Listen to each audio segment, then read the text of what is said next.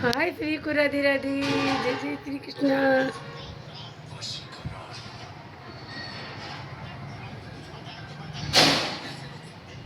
राधे कृष्ण श्री कृष्ण। अच्छी होंगी, स्वस्थ होंगी, मस्त होंगी, सभी लोग चकाचक होंगे।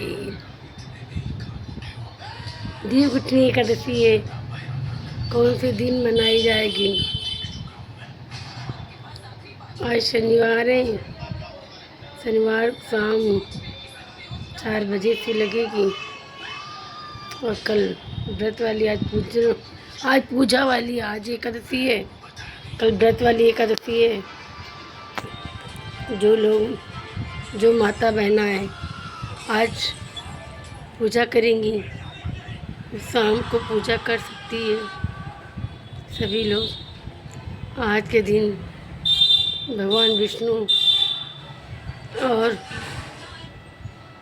माता तुलसी का विवाह हुआ था। भगवान विष्णु अपने क्षीर सागर में निद्रा में चले गए थे महीनों के लिए, इसलिए 4 महीना कोई काम नहीं होता है, कोई शुभ कार्य नहीं होते हैं। आज के दिन देवउठनी एकादशी के दिन भगवान विष्णु निद्रा से जागेंगे और माता तुलसी का, विष्णु जी का विवाह होगा।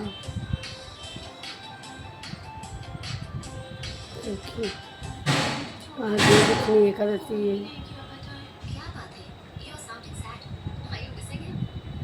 देवउठनी के दिन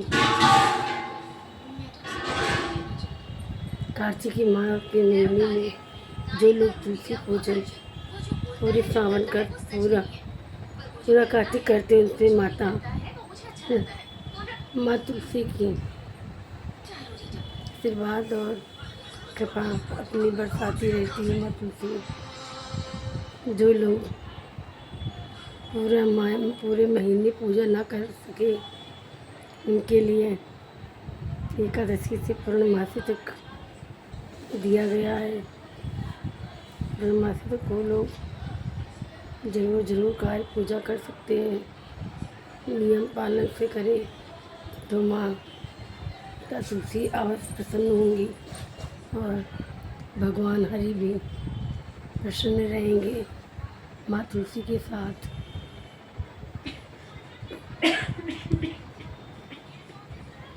आज विष्णु भगवान एकादशी कथा सुना रही हूँ।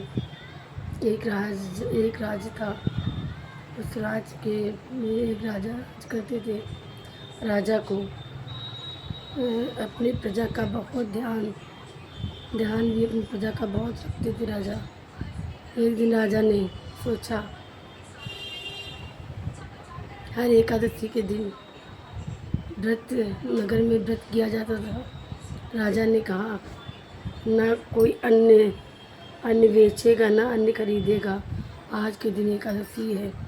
इतना कह के भगवान विष्णु एक सुंदरी का रूप धर के पृथ्वी पर आए और पेड़ के नीचे बैठ गए और जैसे राजा का रथ निकला, वैसे भगवान विष्णु स्त्री के रूप में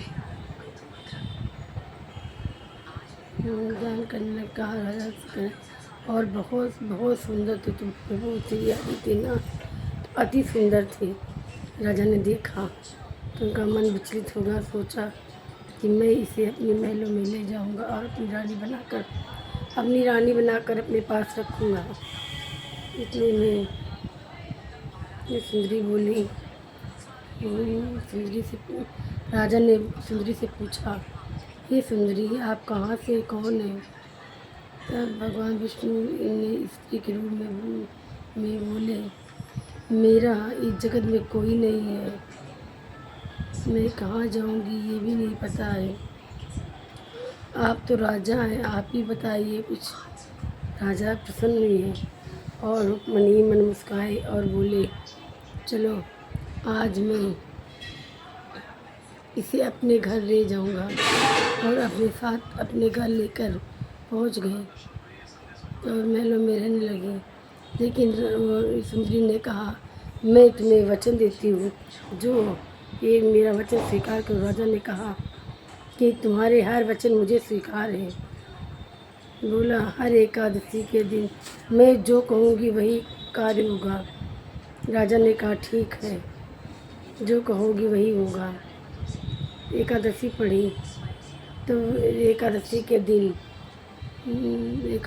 दिन वो सुंदरी पूरे नगर में अन्न बंटवाए, पूरे नगर में अन्न बंटवाया और राजा से कहा खाने को मांस दिया। तब राजा विचलित हो गए और बोले कि मैं ऐसा नहीं कर सकता हूँ। तो सुंदरी ने कहा, नहीं, ये तुम्हारा अपमान है, क्यों नहीं कर सकते हो? आपने कहा था, आपने वचन लिया था। राजा ने कहा, मैं अपनी ही वचन तो का नहीं, आप राजा कैसे जो वचन दे करके वचन नहीं निभा सकते।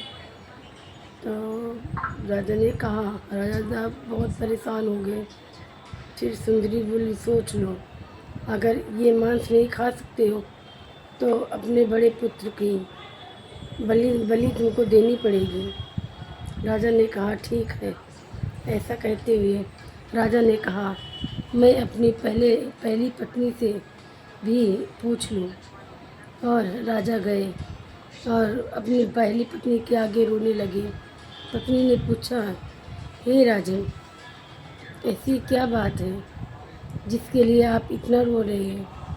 राजा ने कहा, महल में जो सुंदरी आई है वो आज एकादशी है। एकादशी वाले दिन मुझे मांस दे रही है और कह रही इसे मांस को खाओ। मैं कैसे खा सकता हूँ? आज एकादशी है। रानी ने कहा, तो इसको मना कर दो। तो राजा बोले, मैं इसे कैसे मना कर दूँ? एक वो बड़े बेटे की बलि मांग रही है। ऐसा कहने पर रानी रोने लगी, बोली, नहीं, अपन धर्म मत नष्ट करना। और जो है अब बड़ी लड़की की बलि दे दो। राजा भी निश्चिंत हुए और उधर से बड़ा लड़का आ रहा था। बोला, माँ, आप क्यों रो रही हो? माँ ने सारी घटना बताई बड़े बेटे को। बड़े बेटे ने कहा, पिताजी, आप अपने बात से मत मुकरो और मेरी बलि दे दो। मैं बलि पे चढ़ने के लिए तैयार हूँ और अपना धर्म मत नष्ट कीजिए। राजा ने कहा, ठीक है बेटा। वो सुंदरी के पास गए, बोले कि मेरे बड़े बेटे की बलि ले लो। जैसे बलि देने चले भगवान, वो सुंदरी भगवान विष्णु रूप में आ गई और बोले, हे राजन, मैं तुम्हारी परीक्षा लेना चाहती थी, देखना चाह रही थी आप कितने सत्यवादी हैं। आप तो बहुत सत्यवादी हैं, इसीलिए मैं आपको परम धाम वैकुंठ धाम लेने आया हूँ। भगवान विष्णु बोले। राजा ने कहा, भगवान विष्णु को प्रणाम किया। रानी ने प्रणाम किया और बोले, भगवान विष्णु बोले, आज से तुम्हारा बड़ा बेटा राजपाट संभालने के योग्य है। इसे सारे राजपाट सौंप दो और तुम मेरे साथ वैकुंठ लोक चलो। इसीलिए विमान आया और राजा और सुंदरी भगवान विष्णु आए थे रूप में। और सुंदरी को लेकर के वैकुंठ लोक को चले गए, अंतर ध्यान होंगे। इसी तरह कथा है भगवान विष्णु की। जो लोग भगवान विष्णु की कथा सुनते हैं, पूरी कथा सुनने के बाद जो लोग कथा सुनते हैं, उन पर भगवान विष्णु और माता लक्ष्मी की अटूट कृपा होती है। जो लोग मेरी वीडियो को लाइक शेयर कमेंट करेंगे, उनके भगवान विष्णु और माता लक्ष्मी और तुलसी जी माता ज़रूर उनकी मनोकामनाएं सारी पूरी करेंगी। जो लोग तुलसी मैया और विष्णु भगवान का विवाह संपन्न हुआ। देवगुप्त एकादशी को आज से सारे मंगल कार्य शुरू हो जाएंगे। मेरे वीडियो को लाइक कीजिए, सब्सक्राइब कीजिए, कमेंट कीजिए, ज़्यादा से ज़्यादा लोगों को शेयर कीजिए। पूरी वीडियो अवश्य ज़रूर देखिए और कमेंट में बताइए राजन ने सही किया या गलत। जय जय श्री राधे कृष्णा, जय जय।